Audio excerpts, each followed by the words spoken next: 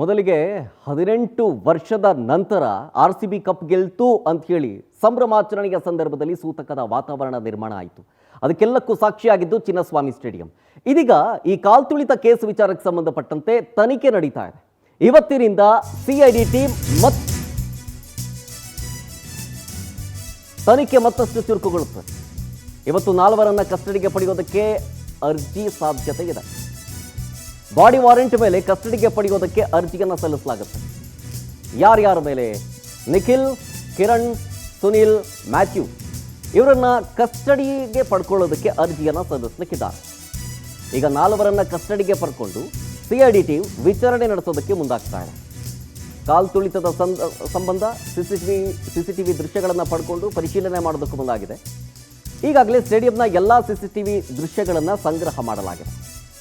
ಯಾವ್ಯಾವ ಗೇಟ್ ಬಳಿ ಎಷ್ಟೆಷ್ಟು ಪೊಲೀಸ್ ಸಿಬ್ಬಂದಿಗಳನ್ನು ನಿಯೋಜನೆ ಮಾಡಲಾಗಿತ್ತು, ನೂಕುನುಗ್ಗಲು ಸಂದರ್ಭದಲ್ಲಿ ಗೇಟ್ ಬಳಿ ಸಿಬ್ಬಂದಿ ಇದ್ರಾ ಅಥವಾ ಇಲ್ವಾ, ಇದ್ದಿದ್ರೆ ಎಷ್ಟು ಜನ ಇದ್ರು, ಹೆಂಗೆ ಕಂಟ್ರೋಲ್ ಮಾಡಿದ್ರು, ಈ ಲೋಪದೋಷಗಳು ಎಲ್ಲಾಗಿದ್ದಾವೆ, ಕಾಲ್ತುಳಿತ ಉಂಟಾಗೋದಕ್ಕೆ ಅಸಲಿ ಕಾರಣ ಏನು ಅನ್ನೋದರ ಬಗ್ಗೆ ತನಿಖೆಯನ್ನು ಮತ್ತಷ್ಟು ಚುರುಕುಗೊಳಿಸೋದಕ್ಕೆ CID ಟೀಮ್ ಅಖಾಡಕ್ಕೆ ಹೇಳ್ತಾರೆ. ಇದಕ್ಕೆ ಸಂಬಂಧಪಟ್ಟಂತೆ ವಶಕ್ಕೆ ಪಡ್ಕೊಂಡಿರುವಂಥ ಆರೋಪಿಗಳನ್ನು ಬಾಡಿ ವಾರೆಂಟ್ ಮೇಲೆ ಮತ್ತಷ್ಟು ವಿಚಾರಣೆಗೊಳಪಡಿಸೋದಕ್ಕೆ ಸಿದ್ಧತೆಗಳು ಆಗ್ತಾ ಇದ್ದಾವೆ. ಬ್ಯಾಕ್ಗ್ರೌಂಡ್ನಲ್ಲಿ ಅವತ್ತೇನೇನಾಯಿತು ಅನ್ನೋದನ್ನು ಗಮನಿಸ್ತಾ ಇದ್ದೀರಿ.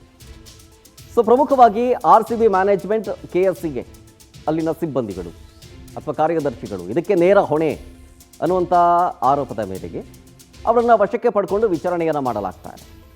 ಸೊ ಹಾಗಾಗಿ ಅವರು ಕೊಡುವಂಥ ಸ್ಟೇಟ್ಮೆಂಟ್ ಏನು ಅಂತ, ಮತ್ತೊಂದು ಕಡೆ ನಮ್ಮದೇನು ತಪ್ಪಿಲ್ಲ ಅಂತ ಹೇಳ್ತಾ ಇದೆ RCB ಮ್ಯಾನೇಜ್ಮೆಂಟು. ಅವರು KSCA ಮೇಲೆ ಹೇಳ್ತಾರೆ, KSCA ಹೇಳ್ತಾರೆ ಸರ್ಕಾರದ ಮೇಲೆ. ಸೊ ಹಾಗಾಗಿ ತನಿಖೆಯ ನಂತರ ಸತ್ಯಾಸತ್ಯತೆ ಹೊರಗೆ ಬರಬೇಕಾಗಿದೆ. ನೋಡಿ, ಈ ಕಾಲ್ತುಳಿತ ಕೇಸ್ ವಿಚಾರಕ್ಕೆ ಸಂಬಂಧಪಟ್ಟಂತೆ ನಿಖಿಲ್ ಸೋಸಲೆ ಈತನನ್ನು ಅರೆಸ್ಟ್ ಮಾಡಲಾಗಿದೆ. ಸೊ ಈ ಅರೆಸ್ಟ್ ಸಂಬಂಧ ಈ ಬಂಧನವನ್ನು ಪ್ರಶ್ನಿಸಿ ರಿಟ್ ಅರ್ಜಿಯನ್ನು ಸಲ್ಲಿಸೋದಕ್ಕೆ ಮುಂದಾಗಿದೆ. ಇವತ್ತು ಹೈಕೋರ್ಟ್ನಲ್ಲಿ ರಿಟ್ ಅರ್ಜಿಯ ವಿಚಾರಣೆ ಆಗುತ್ತೆ. ನ್ಯಾಯಮೂರ್ತಿ SR ಕೃಷ್ಣಕುಮಾರ್ ಪೀಠದಲ್ಲಿ ಇದರ ವಿಚಾರಣೆ ಆಗುತ್ತೆ. ತನಿಖೆ ನಡೆಸದಿಗೆ ನಿಖಿಲ್ನನ್ನು ಬಂಧಿಸಲಾಗಿದೆ ಅಂತ ಆರೋಪ ಮಾಡಲಾಗಿದೆ. CM ಆದೇಶ ಕೊಟ್ಟರು ಅದರ ಅನುಸಾರ ಬಂಧಿಸಲಾಗಿದೆ ಅಂತ ಅರ್ಜಿಯನ್ನು ಸಲ್ಲಿಕೆ ಮಾಡಲಾಗಿದೆ. ಈ ಥರ ಅರೆಸ್ಟ್ ವಿಚಾರಕ್ಕೆ ಸಂಬಂಧಪಟ್ಟಂತೆ ಅವ್ರು ಕೊಡೋ ಹಾಗಿಲ್ಲ ಅನ್ನುವಂಥ ನಿಟ್ಟಿನಲ್ಲಿ ಮಧ್ಯಾಹ್ನದ ವೇಳೆಗೆ ವಿಚಾರಣೆಗೆ ಬರುತ್ತೆ ಈ ಒಂದು ರಿಟ್ ಅರ್ಜಿ. ನಿಖಿಲ್ನ ಬಂಧಿಸಿರೋ ವಿಚಾರಕ್ಕೆ ಸಂಬಂಧಪಟ್ಟಂತೆ. ಸೊ ಈ RCB ಮ್ಯಾನೇಜ್ಮೆಂಟ್ ಇದೆಯಲ್ಲ, ಸೊ ಇದನ್ನು ಪ್ರತಿನಿಧಿಸೋದು ಇದೇ ನಿಖಿಲ್ ಸೋಸಲೆ. ಈ ಕೇಸ್ ಆದ ಮೇಲೆ ಫ್ಲೈಟ್ ಹತ್ಕೊಂಡು ಹೋಗೋದಕ್ಕೆ ಮುಂದಾಗಿದ್ರು. ಸೊ ಹಾಗಾಗಿ ಅವರನ್ನು ಏರ್ಪೋರ್ಟ್ನಲ್ಲೇ ಅರೆಸ್ಟ್ ಮಾಡ್ತಾರೆ. ಅರೆಸ್ಟ್ ಮಾಡಿ ಈಗ ವಿಚಾರಣೆಯ ಹಂತದಲ್ಲಿದೆ. ಈ ಬೆನ್ನಲ್ಲೇ ಅವರ ಬಂಧನವನ್ನು ಪ್ರಶ್ನೆ ಮಾಡಿ ಅವರ ವಕೀಲರು ಅರ್ಜಿಯನ್ನು ಸಲ್ಲಿಸಿದ್ದಾರೆ. ಇವತ್ತು ಮಧ್ಯಾಹ್ನದಷ್ಟೊತ್ತಿಗೆ ಈ ಅರ್ಜಿಯ ವಿಚಾರಣೆ ಮಾಡಲಿಕ್ಕಿದೆ. ಡೀಟೇಲ್ಸ್ ಕೊಡ್ತಾರೆ ಇದ್ರ ಬಗ್ಗೆ ನಮ್ಮ ಪ್ರತಿನಿಧಿ ವೆಂಕಟೇಶ್ ಲೈವ್ನಲ್ಲಿದ್ದಾರೆ. ವೆಂಕಟೇಶ್, ಒಂದು ಕಡೆ CID ಇದರ ಪ್ರಕರಣವನ್ನು ಚುರುಕುಗೊಳಿಸ್ತಾ ಇದೆ, ಮತ್ತೊಂದು ಕಡೆ ನಿಖಿಲ್ ಬಂಧನವನ್ನು ಪ್ರಶ್ನೆ ಮಾಡಿ ಇವತ್ತು ರಿಟ್ ಅರ್ಜಿಯ ವಿಚಾರಣೆಗಿದೆ. ಸೊ ಪ್ರಮುಖವಾಗಿ ಈ ಕಾನೂನು ವಿಚಾರಕ್ಕೆ ಸಂಬಂಧಪಟ್ಟಂತೆ ಹೋರಾಟ ಹೆಂಗಿರುತ್ತೆ ಅಂತೇಳಿ ನಿಖಿಲ್ ಪರ ವಕೀಲರದು. ಶರತ್, ಏನಂತೇಳಿದ್ರೆ ಈ ಘಟನೆ ಸಂಭವಿಸ್ತಿದ್ದಂತೆ ಕೂಡ ಅವರು ಆ ಕುಟುಂಬದ ಸಮೇತವಾಗಿ HL ಏರ್ಪೋರ್ಟ್ನಲ್ಲಿ ಹೋಗ್ತಾ ಇರುವಂತಹ ಸಂದರ್ಭದಲ್ಲಿ ಅವ್ರನ್ನ ವಶಕ್ಕೆ ಪಡೆದಿರ್ತಾರೆ.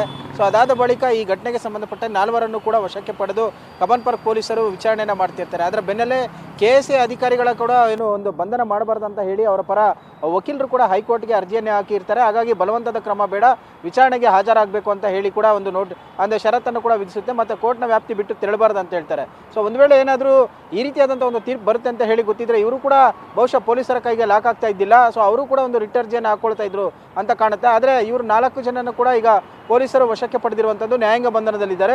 ಅವರ ಒಂದು ಬಂಧನವನ್ನು ಪ್ರಶ್ನೆ ಮಾಡಿ ಕೋರ್ಟ್ಗೆ ಒಂದು ಅರ್ಜಿಯನ್ನು ಹಾಕಿದ್ದಾರೆ. ಇವತ್ತು ಅದು ಅರ್ಜಿ ವಿಚಾರಣೆ ಬರುತ್ತೆ. ಯಾಕಂತ ಹೇಳಿದ್ರೆ ಸಾಮಾನ್ಯವಾಗಿ ಎಲ್ಲ ಪ್ರಕರಣಗಳನ್ನು ನಾವು ನೋಡ್ತಾ ಹೋದರೆ ಇತ್ತೀಚಿನ ದಿನಗಳಲ್ಲಿ ಗ್ರೌಂಡ್ಸ್ ಆಫ್ ಅರೆಸ್ಟ್ ಅಂತ ಏನು ಕರಿತೀವಿ, ಸೊ ಆ ಒಂದು ಪ್ರಶ್ನೆ ಅದನ್ನೇ ಒಂದು ಪ್ರಮುಖ ಅಂಶವಾಗಿ ಮುಂದಿಟ್ಕೊಂಡು, ಅಂದರೆ ಆ ಪ್ರಕರಣ ಆದಂಥ ಸಂದರ್ಭದಲ್ಲಿ ಪೊಲೀಸರು ಏನೊಂದು ಅರ್ಜಿಯನ್ನು ಕೊಡಬೇಕಾಗುತ್ತೆ, ಅಂದರೆ ಒಂದು ಅಪ್ಲಿಕೇಶನನ್ನು ಕೊಡಬೇಕಾಗುತ್ತೆ.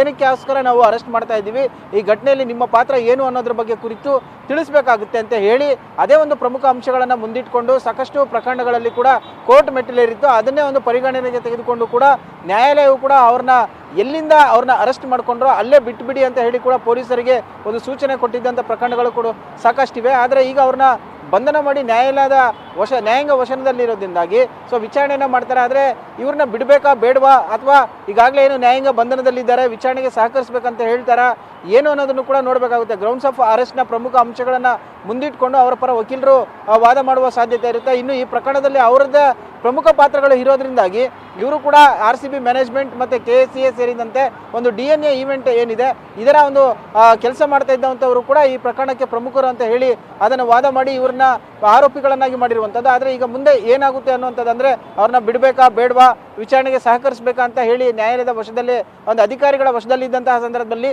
ನ್ಯಾಯಾಲಯದ ಏನೋ ಒಂದು ತೀರ್ಪು ಇದೆ, ಅಂದರೆ ವಿಚಾರಣೆ ಮಾಡ್ತಾರೆ, ಅದಕ್ಕೆ ಸಹಕರಿಸಬೇಕಾ ಅನ್ನೋದನ್ನು ಕೂಡ ನೋಡಬೇಕಾಗುತ್ತೆ. Sharath. Okay, thank you Venkatesh ಡೀಟೇಲ್ಸ್ಗಾಗಿ.